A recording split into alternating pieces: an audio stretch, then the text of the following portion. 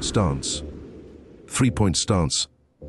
We want to be comfortable in our stance, but most importantly, we want to create power and have the ability to move in all directions. We must be able to move on all angles and produce power. Right side of the line will be in a right-handed stance and left side in a left-handed stances. Base, start with feet, are shoulder width apart. May step 1-2 the width of the foot to widen the stance on each foot. Knees are directly below the hips. If your base is too wide, it could cause you to false step. A base too narrow will cause you to step too big on the first step and not allow you to get the second foot down. Feet. The feet are flat-footed with the toes slightly pointed out. We want your weight to be on our instep. The feet are slightly staggered. In a right-handed stance, the right foot will be back 3 to 5 inches. Tackles may drop their foot slightly more. Knees will be slightly inside your big toe. This should create a slight knock knee position. This position produces the ability to create power on all angles. Down hand. The down hand should rest out and slightly down just under the eye of the down hand. Fingertips should all be on the ground and just resting on the turf. Do not tip, run or pass. Hand should be able to be picked up without any weight transfer.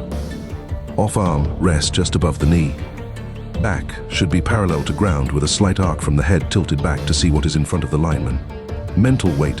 Concentrate his weight on the opposite foot, drive foot, on the instep that he is stepping with.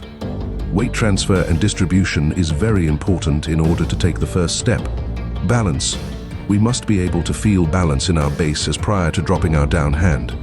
We must be able to move in all directions. Head. The head should be arched back. Do not arch the head so far back that our tails sink in our stance. We should be looking out and up through our eyebrows and see downfield. We must be able to see and recognize any adjustments that we may need to make. Must let the eyes lead the body. Scan with the eyes and with a crook in your neck. In other words, do not tip our intentions.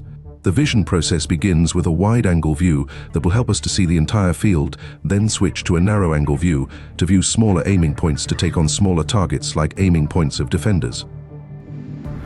2-point stance. The feet follow the same rules as the 3-point stance. Arc the back and sink the hips.